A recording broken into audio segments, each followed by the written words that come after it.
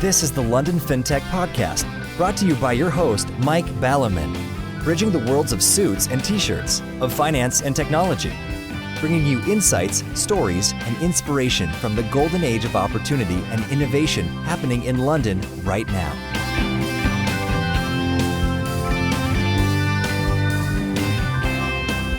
Hi, this is Mike Ballerman, and this is the London FinTech Podcast, episode 193, brought to you in association with Smart and thelistedboard.com. And I'm delighted to be joined today by Antoine Argouges, founder of Tulipshare, to discuss a fresh topic that we have never covered before, namely using the power of tech to influence companies to change for the better.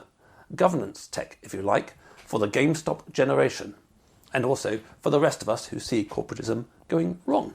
As a way into this topic, it's simplest to quote from Tulipshare's website, their intro being, "Make your voice heard. You invest in company stocks and we leverage your shareholder rights. By unifying your investing power with other like-minded investors, we can advocate on your behalf to promote ethical change," which sounds pretty good and pretty innovative. Tulipshare creates campaigns to which you can subscribe, so their governance tech is very democratic. To make their campaigns successful, people not only need to sign up for them, but need to invest in the shares of the company to build up enough of a combined voice to make a difference. We've covered the whole sphere of ethical investment before, and it's a good thing. However, I tend myself to be slightly suspicious about the word ethical. Not because I don't believe that the world needs an entire ethical reboot. It absolutely does big time, in my opinion. But rather that the word ethical can all too easily these days end up being some identikit, cookie-cutter, American campus neoliberal views that you can expect your child to spout on a wide variety of topics, having done a liberal arts topic at pretty much any Western university. He says, being exposed to plenty of 20-somethings in the last couple of years straight out of university. So, most interestingly for me, is that A, Tulipshare have created a democratic platform. It's only by their members, or you, the listeners, joining in that a campaign gets momentum, and B, more precisely, they're diving into specific actionable topics. To make this concrete, the leading campaign on their platform right now is to lobby Apple to allow independent and third-party technicians to fix Apple products, which can only be a good idea for owners of Apple. Another campaign is lobbying Amazon to ensure fair and safe working environments for their warehouse workers. So you see what I mean? Tulipshare has real, concrete, actionable campaigns to address specific failures of ethicless corporatism. Sad to say, there are no shortage of these, and I don't think Tulipshare is going to run out anytime soon. Plenty to talk about, so let's get on with the show. Good morning, Antoine. Thank you for joining me on the show today. Hey, Mike. Thank you for having me. So, as a chit-chat to get the whole thing going before we dive into exciting and serious matters like governance tech, me having mentioned being exposed to plenty of 20-somethings fresh out of university the last few years as my daughters and actually Bridget's sons in the last few years have been leaving university. That world, along with the rest of it, has changed quite a lot since I was there. And one big thing these days is dating and mating. I mean, that's always been a big thing, otherwise none of us would exist. But actually, technology intrudes on everything these days. And I believe you know a little bit about dating and dating apps. Yeah, no, exactly, Mike. So I've worked for 7 years in the dating space for some of the biggest players out there. And really, I've always tried in my career to have an impact on people's life. And what's better than help people, find love or meet someone new. So it was really one crazy adventure that ended up into me setting up a dating app for the over 50 market. So not necessarily just the 20-something at university, because ultimately today everyone is actually concerned about meeting people, and online dating is the number one reason where people actually meet someone else, whatever their age. So it's a great industry to work in, and I was really proud to have had my little impact in this. I see. Well, it's interesting that it is speciating into the different groups, and I assume that different demographics or different subsets of the human race will actually have different needs and therefore need sort of kind of different products around that. I mean, it's a bit of a fatuous question to ask, but what do you think was sort of some of the main things you learned by working in that industry about tech or business per se that's transferable into other sectors? First, the dating world is a very competitive landscape. So there are lots of competitors, and users are sometimes very loyal to a brand, to a product, to an app, but sometimes as well trying to maximize their chance to meet new people. So by nature, it's a very competitive business. So therefore, as someone who's building product for this audience, you have to be building the best product and the best service out there to retain your audience and to make sure that they're satisfied about the service. So it's really a true consumer product building journey at heart. And this is something that I've learned and that I'm reutilizing today in the community that we're building within Tulipshare. Yes, interesting, isn't it? I mean, the good thing about the B2C, especially in spaces with plenty of competition, is that you really have to sharpen your pencil very well. You can't just come up with some sort of half-baked idea and hope to succeed. So filling that out a bit more to your career journey, what was it that led you into that space and into being a founder? Did you always want to be a founder at university one day, or did you just sort of, well, back in my day, people used to go to university and forget about the working thing for as long as possible, but these days plenty of people go up to university thinking, I want to be an entrepreneur 3 years later or something like that. What was your journey? After high school, I got a master's degree at the university specializing in marketing, and I ended up working for a massive media brand, which was starting their first mobile apps team. So that was 2009, and it was 2 years after the launch of the iPhone, and it was the year where actually they introduced the App Store. So 2 years after the iPhone, you had the App Store, the first apps, and app developers started to emerge. And actually, I was working for this massive media corporation, and they were they were asking like, okay, show of hands, who wants to work in the mobile apps team? And I kind of like say, okay, let's go and try it. And ultimately, the numbers were there. The apps traffic was just booming for every product and every online services. So, in hindsight, it was the right call not to stay working either for the web team or the traditional media product. So, moving on to the apps business then led me to the dating app space, and then one company to another, then the boom of, obviously online dating and led to where we are today. So, I worked for some of the biggest players in the space and ended up starting my own dating app. And now moving on to another venture, which is also affecting people's life, which is shareholder activism and corporate governance through Tulipshare. Now, it's interesting because in a way you combine what I see as sort of yin and yang approaches to career, and we all need them both, some at different times and some at others. So in terms of doing the marketing, clearly you were doing something that was sort of relevant to business, unlike having talked about daughters, for example, English literature, which there isn't much call for English literature apps or anything like that out there. But at the same time, as I've seen across my career, the world is an interesting place in that often new things are developing. So a wave will happen, and if you are at the right place at the right time and you take that opportunity, we all get opportunities in life. I've forgotten who it was, but somebody said that at the end of your life you regret the things that you didn't do, not the things that you did but didn't work out. At least you gave it a go. And being at the beginning of a phase where something is growing is super valuable. You can learn so much, and all too often, of course, early adopters, late adopters and that. I mean, I remember in the people joined at the end of a phase. So, for example, I remember in about 2014, when the podcast was getting going and fintech was going in London, there were lots of free drinks all over the place on Friday evening, Silicon Drink About, which is great fun, actually. And I speak to a lot of people, and a lot of people in 2014 were still saying, hey, I want to make an app. But by then, most spaces have been colonized, and people's phone is only so big, and they've only got so much headspace for sort of so many apps. So super important to be in at the early stage of a wave. And even more for people who just, come out of uni or want to start on their first job, is really taking this risk and try to identify trend. It's going to help you all along your career, whether you want to be a founder or not.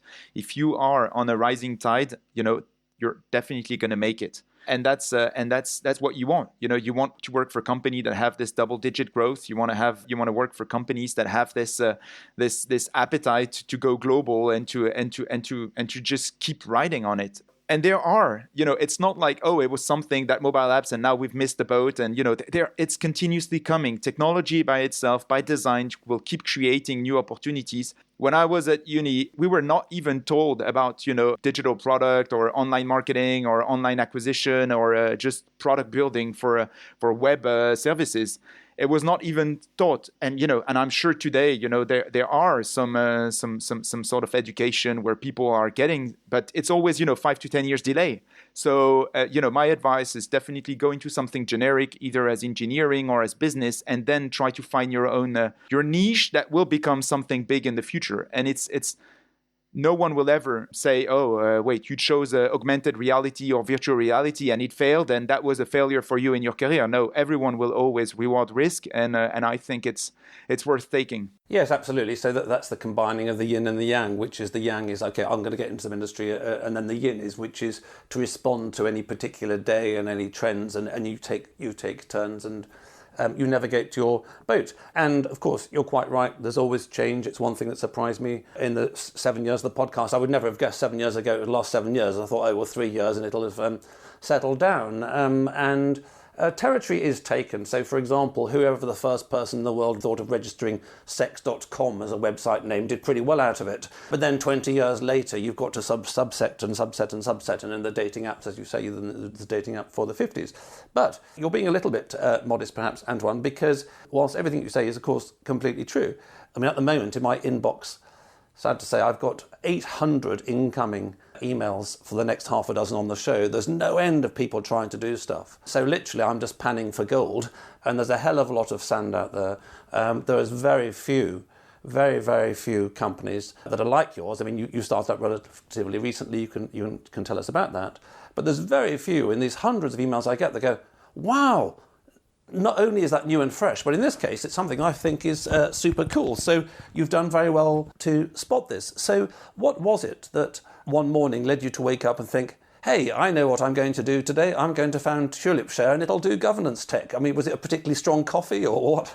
First, the deep and profound nature to keep the planet fair and sustainable. I'm a father of two. My little girls are 4 and 2 years old. Do I think that the system in which we're living, because it is a real system, whether it's economic, environmental, demographic, it is a system, is fair and sustainable, and they're going to have a happier life than I had in growing up in the 80s and the 90s? I don't think so. So it's really our goal to make sure that future generations have a good life in a fair and sustainable system. Then it's about combining the growth in retail shareholder, the growth in everyone kind of today trying to become an investors, and we're seeing this with the rise of retail investment apps, whether in Europe or in North America. The other is the explosion, and I'm saying the explosion of impact investing and ethical investing, and where I liked in your introduction is that there is a lot to change in that space, and clearly there is a lot to improve and make better. But there is a rise there, and we have to notice it and acknowledge it. So it's really those two industries kind of colliding, and ultimately seeing as well how can we create a whole new asset class by combining both of them, which is, you have fractional shareholders that are growing today, where people, most of them don't know, but they have also fractional shareholder rights attached to their investment. Every dollar you invest has shareholder rights attached to it. Who is voting today on your behalf on those on your dollar invested? That's the real question.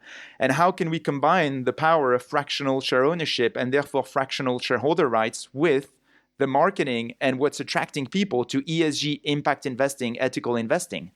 That's really led me to think, whoa, there is a whole new asset class that can be created here if you let people buy stock in publicly listed company and utilize their shareholder rights for the first time.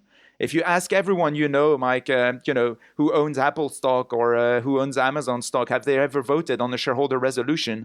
The answer is going to be very few. Most of them don't even know they're allowed to vote, and a lot of them actually don't even know how to vote.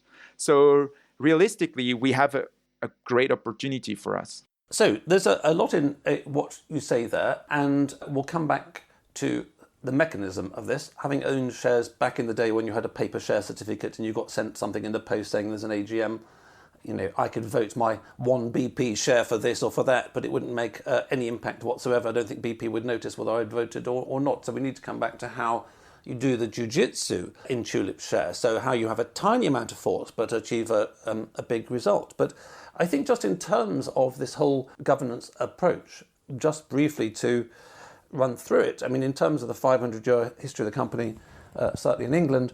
For most of that time, in a sense, the issue didn't really exist. So chartered companies existed for hundreds of years. The BBC is still a chartered company. And chartered companies back in the day were 100% controlled on a two-tier board by their owners. So their owners decided what happened, what they wanted from the company. What we call a board today was called the Court of Committees.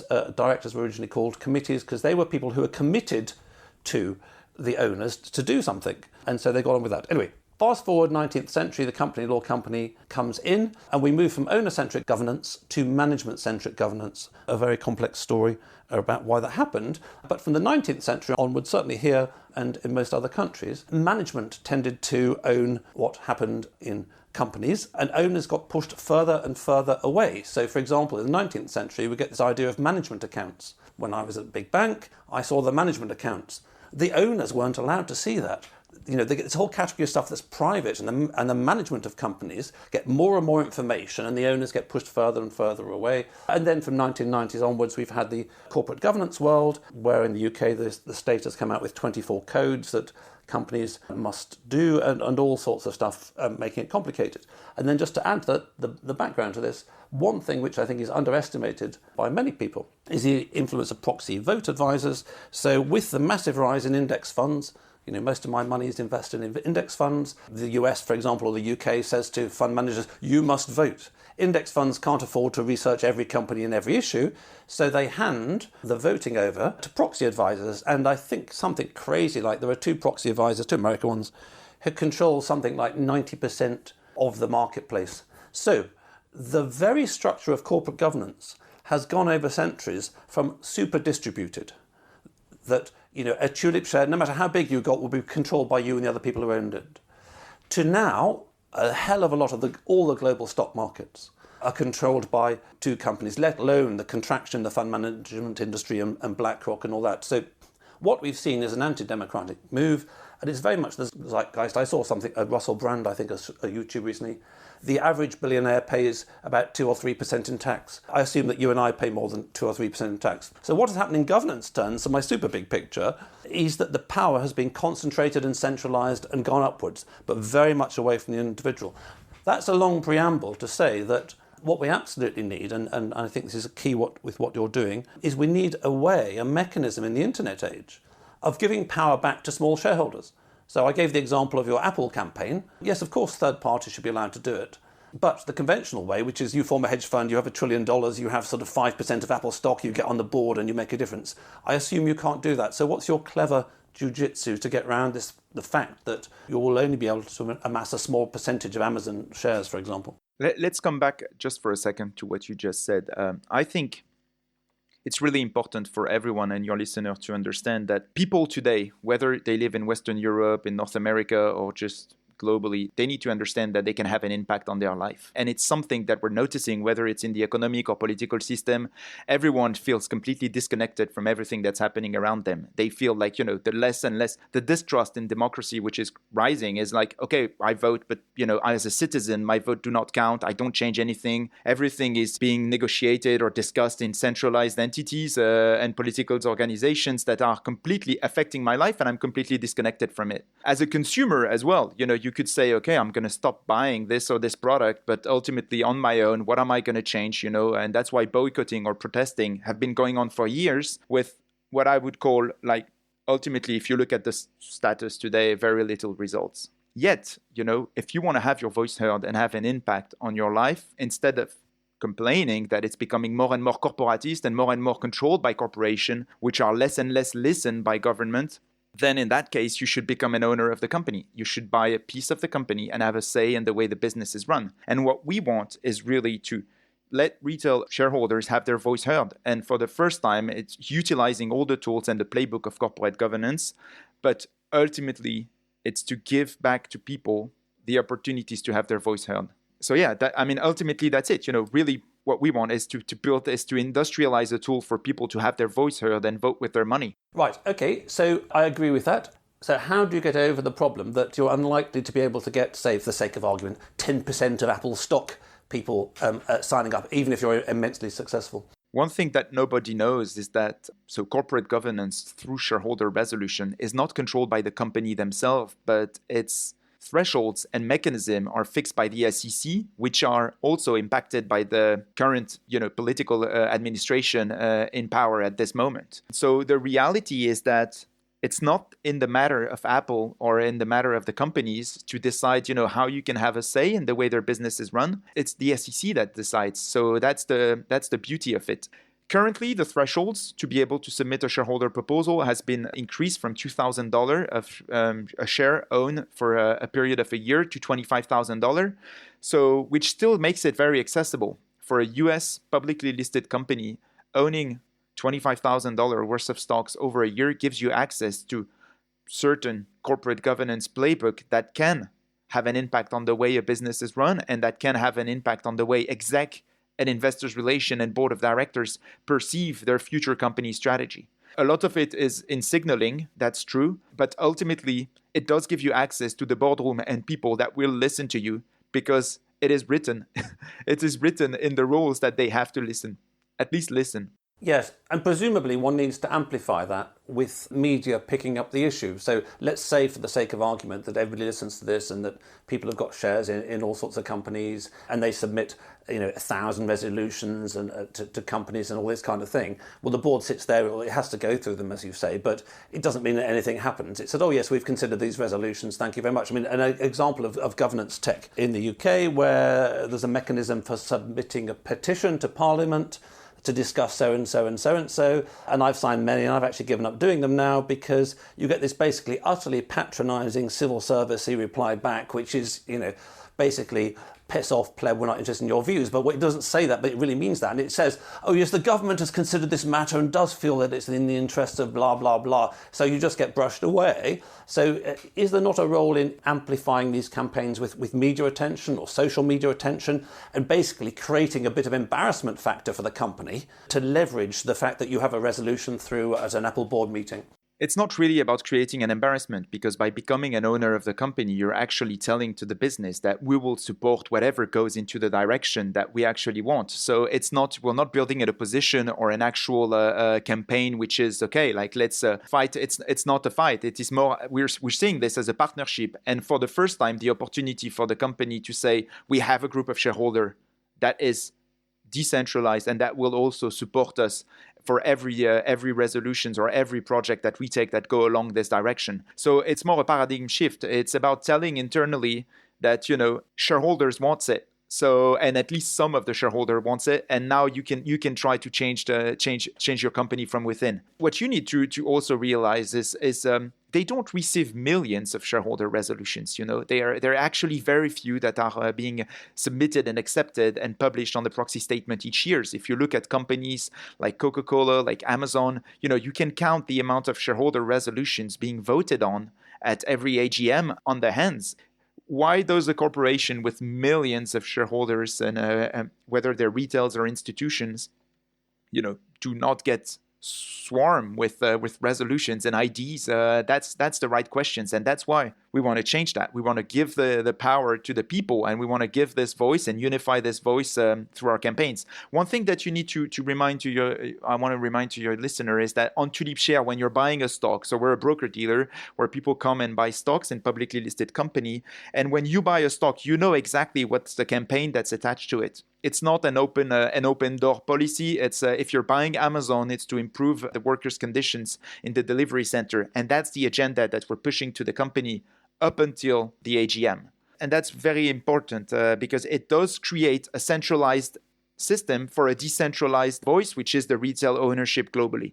Even though today we're only in the UK because we only have the UK broker authorization, but we're working into our global expansion. So briefly, how does the Tulipshare model work? So let's say Amazon's a good example. Unsurprisingly, we use Amazon all the time. Unsurprisingly, I feel very sorry for the guy. When I see an Amazon person coming, I always run and open the door because they're paid about 50p a delivery and they've got 1 million deliveries a day. And if I can help them and call off and they say, oh, thank you very much, it's really helped. So I don't really want to see people sort of suffering like that for trying to make my life easier by bringing me stuff. So let's say I think, okay, yes, I want to sign up to that thing. So how does the model work? How many shares do I need to buy from Tulipshare to join in one of your campaigns? How do you have, as it were, my voting rights if you're just a sort of a broker buying me shares? How does the mechanism work? Well, the mechanism is very simple. You just go on tulipshare.com or you download our app and you find the campaign that fits your value. Most of the users coming onto the platform are value-driven investors. They have something that they're coming for the campaign. It's because they've heard that they can improve workers' condition at Amazon, or that they can reduce plastic pollution at Coca-Cola, or that they can increase the right to repair policy and exposure at Apple, that they're coming onto the platform. And then just like any broker, you create an account, you top up your account with your wallet on the platform, and then you just buy stocks. And as soon as you buy stock, you can buy stock from as little as £1. And we utilize this pound, we utilize this fractional share because it has fractional shareholder rights attached to it. And we use that when we engage with the company to not only leverage Mike's position, but Mike plus everyone involved on the Tulipshare platform. That's the mechanism I'm not understanding at the moment, which is, as I understand, if I just go and buy one Amazon share, shall we say, or from some broker on the internet, I will own the share, but the voting rights will be with me. So I actually have to vote at their AGM. How does it work so you combine everybody's votes?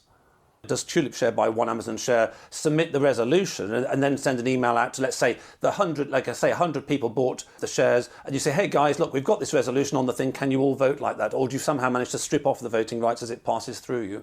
This is the bit I'm confused about. Yeah, so it's a bit of both.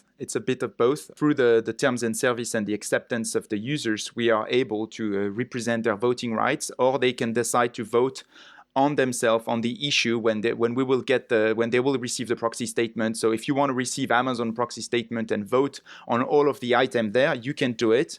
We will encourage you to vote like any other broker, even more than any other broker. We will push you to vote, and we will remind you that the item number 4 is actually Tulipshare item, as for an example. But users who don't want to actually do any of that, they just want to put their money on Tulipshare and transfer us their voting rights, can as well. And we'll just have to collect it per campaign so that then we can vote on their behalf on the day of the vote. Before that, we are using the aggregated position to engage with the company. The voting itself is just one momentum in the campaign. You know, it's just like almost it's the end game in the campaign. It's a vote. But we see most of our resolutions being sorted out through negotiations and discussions with the company themselves, and them providing answers, response, and probably update on their strategy that we report back to our user base.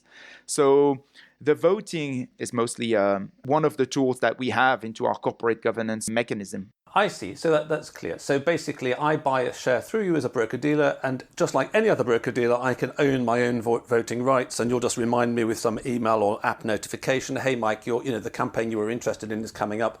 Do vote because you've got the rights. Or basically, I can effectively, schematically appoint you as my proxy advisor, and you do sort of voting stuff for me. I get that. So in terms of this being a small part of it, you mentioned there the need to engage with a company and all this kind of stuff, and of course the need to research issues in the first place so that they're well founded and you've got some good arguments and all that kind of thing. That presumably, which is one reason that the hedge funds in particular, but many investment managers actually delegate their votes to proxy advisors, that's quite resource consuming and time consuming. So how do you hope to do this as anything other than a charity if you have to engage with all these companies? You must need quite a significant research department and an engagement department.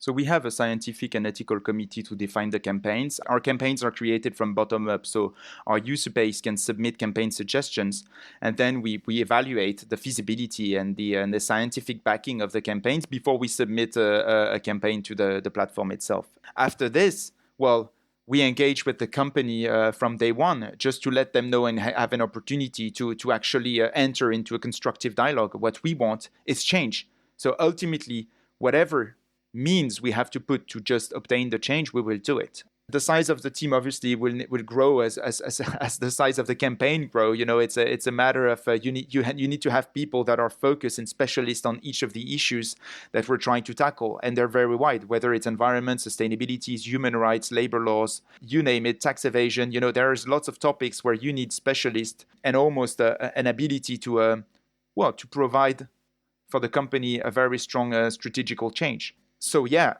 the company will grow. We have, we're going to double the team size by the end of the winter, so probably by Q1 2022, and it is continuously growing at the moment. So, by the way, we are hiring. So, if anyone who's listening, you can join in, which sounds good. But just in terms of the business model, is your only source of revenue from the broker-dealery bit, where I buy one Amazon share through you and you get sort of 1 cent or whatever the commission is, and you save those cents up and you invest it in the research department? Or do you see going forwards that you'll have a subscription model, which is, look, you can be a member of Tulipshare and it's $100 a year and you can change the world with your investment? I mean, I wasn't quite clear on the business model. Yeah, so we're taking a commission on each investment. So every time you make a transaction, we take a percentage out of your investment notional value. And we take a commission on the effects as well. As we're trading, on the US stock market, when you're converting GBP to USD, we are taking a commission there. All the commissions are utilized to finance the platform. The platform, meaning it's marketing, it's growth, it's legal strength. I mean, we're going against a big corporation here that have a playbook to actually put sticks into our wheels, and therefore we need to make sure that we have the right team at the right place at the right time with the right skill set, whether it's in the ethical and scientific to strengthen our campaign proposition, or it's in the legal and compliance team, or it's into simply the product and marketing growth.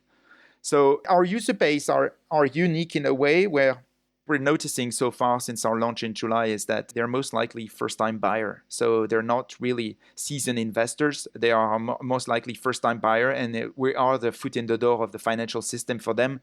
Despite what I said at the start regarding a retail investment boom, if you look at the numbers, probably 90% of the UK population do not directly own any shares. And what's going to convince them to become an investor and a shareholder? I believe it's through value. It's through value-driven investment and an impact investing platform like Tulipshare. Yes, and I like the idea that you guys are, as it were, definancializing investment. I mean, one of the worst trends, which has been a very American one over my career in recent decades, has been the trend to turn everything into dollars. It snows in London and someone will say this has cost $100 million of production, as if we were sort of all the tractor factories were shut or something like that. And dollars becomes the only thing. But historically, there was never this separation of money as a god in its own right, and then society sort of somehow left to sort itself out. The two were very much aligned. So I like the fact that you're putting them back together. And as a serial entrepreneur, I'm sure you can work out the arithmetic so that, at a certain point in time after the appropriate growth, your revenue starts increasing and paying the cost. Now, there's a big question here, which we could do a whole podcast on, which I don't want to do a whole podcast on it because time's going by. But I just like your overview, which is in terms of the ethical investment sector. As you say, it's taken off. It's been a huge thing. Yet, despite a huge ethical investment sector growing, as you say, the list of AGM resolutions is quite small. I've been listening quite a bit recently to a chap called Paul Kingsnorth, very interesting guy. He's an author. He's been an eco-activist for decades. He was called the biggest troublemaker in the UK a few decades ago. He changed himself to Bridges. He now lives in the west of Ireland. He has a compost toilet. He doesn't have a dishwasher, so you can't get more eco. And I was hearing a fascinating interview with him, which is why has he moved away from the movement? He said, I haven't moved away from the movement. I'm really passionately caring about the environment, which is why I don't have a dishwasher and why I've got a compost toilet. He said, but what I've moved away from is, rather, the movement has moved away from me because it has all become dominated by technology, and there's one problem. It's climate change. We need windmills even if the concrete doesn't work. And it's gone away, he says, from what used to exist in the 70s and 80s, which is the environmentalism covered 1,000 things or 100,000 things. There's so many different aspects of what we need to do to protect the environment for the children and the grandchildren. It's more than just having 400 private jets flying into Glasgow. So that gave me a bit of a feeling that, like many things, everything has come a bit oversimplified in the sort of Twitter age where everything needs to be fitted into one tweet as opposed to the huge complexity of life as reflected in your campaigns. But anyway, that's just my background, and that's this chap called Paul Kingsnorth who spent decades doing this. But what is your just simple take on why, when there's a huge ethical investment sector, why shareholder resolutions are only 5 long and not 55 long or 555 long? Why isn't the ethical sector saying, hey, Amazon, can you get rid of suicide, Apple, get rid of suicide nets, or hey, Amazon, don't make your people run at Mike's Drive? And why isn't the sector doing that already? Big question, I know, but I don't know whether there's a sort of simple take that you have on it. Are people asking it? That's one of the first point. Are shareholder asking it? Because a corporation by design has to answer to its shareholders. So if shareholders do not ask it, do not expect a corporation, which is also a very complex structure and system, to actually become sentient and sort itself out.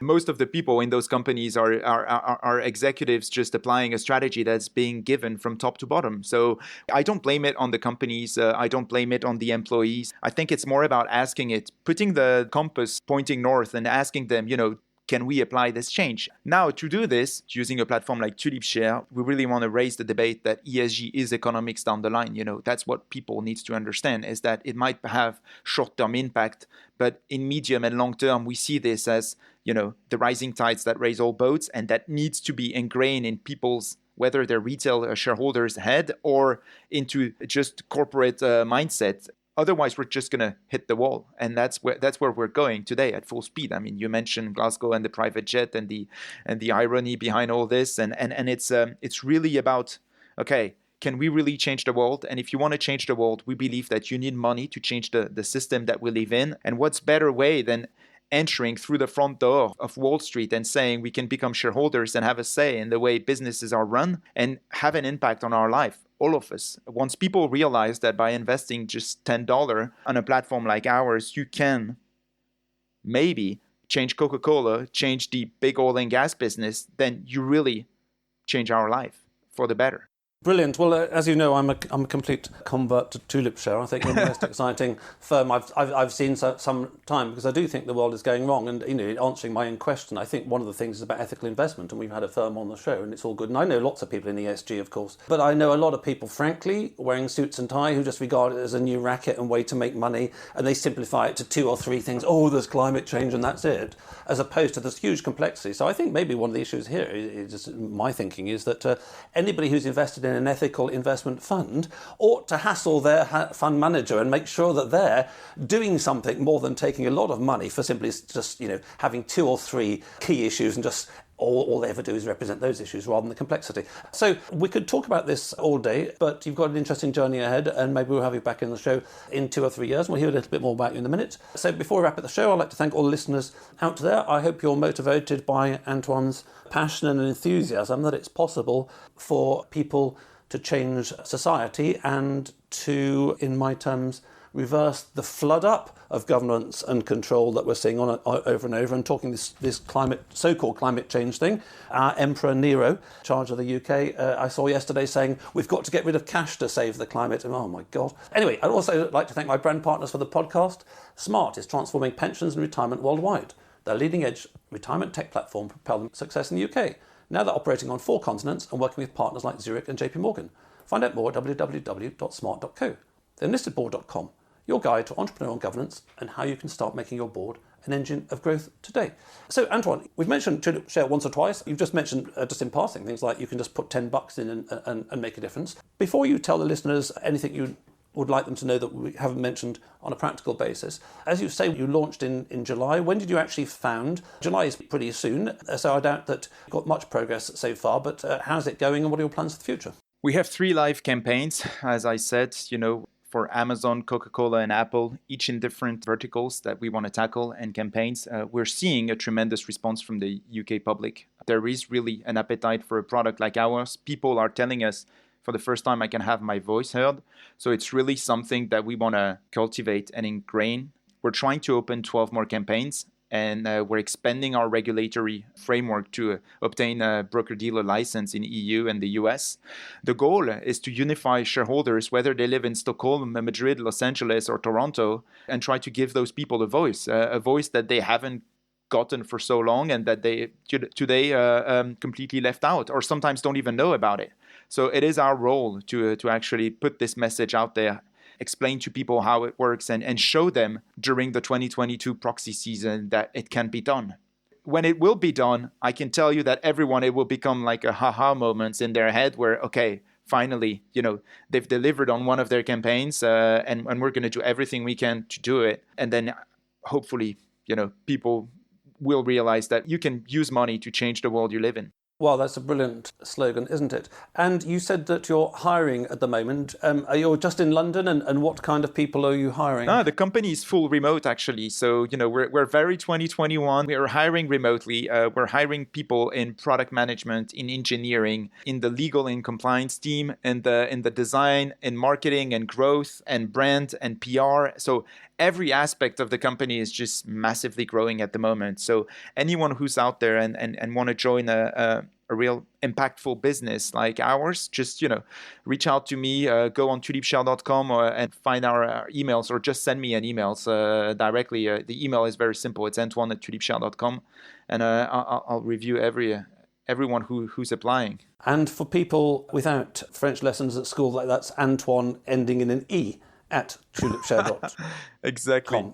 Not Antoine with just an N at the end. Well, that's absolutely brilliant. I don't have many new companies on the podcast, largely because I see the podcast as being about me panning for gold in these 800 and trying to find people who've really achieved something and have really got a long way down the track and can share what they've learned for the benefit of the community and making all fintechs do well. But there are occasions when there is a new company that just stands out a mile, and that there is one in which, were I to be a fairy godmother with a magic wand, I would definitely wave my magic wand at you and wish you success. In terms of how hard can it be, you've been in business before, you know that actually it turns out to be a bit harder than you imagine. But what you're doing is absolutely brilliant, as I say. There are not many governance tech around. I happen to vote for Emperor Nero, and the manifesto I voted on 18 months ago is the opposite of all the policies he's doing. I wanted a low-tax, free-port, entrepreneurial society, and instead we've got the biggest tax burden since the Second World War. So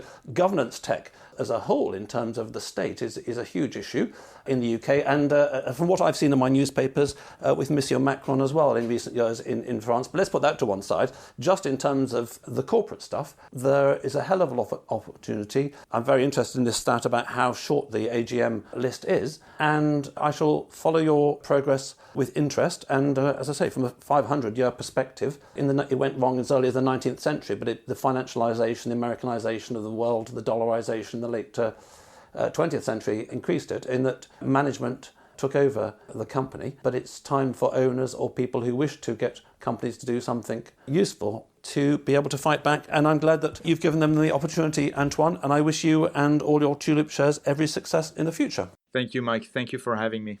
Thanks for listening. If you're in need of a non-executive or advisory director with deep expertise, experience and contacts in the worlds of both traditional FS and fintech, or unique insight into how to make your board an engine of growth today, contact me at mike@mikeballiman.com. If you just need one-off advice in these areas, via clarity.fm/mikeballiman. We could sit in a bend there all day, watching the firelight dance, watching the firelight dance. We could walk in the mountains before dawn, watching a happy moon ride, watching a happy moon ride.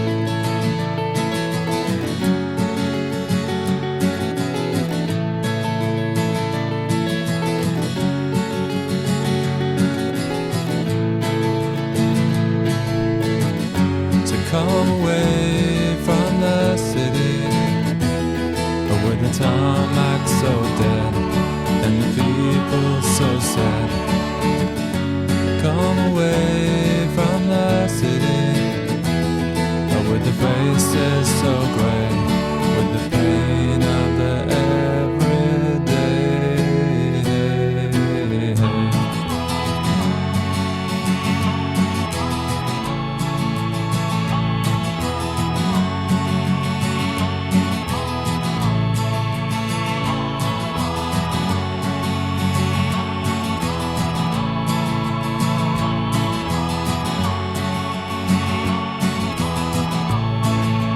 We are wild like the mountains and the trees. Can you see what I mean? Can you see what I mean? We fit in between the earth and the sky. Kiss the city goodbye, wave the city goodbye,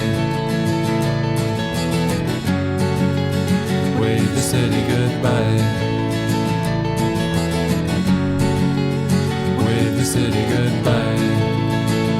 the firelight dance with me.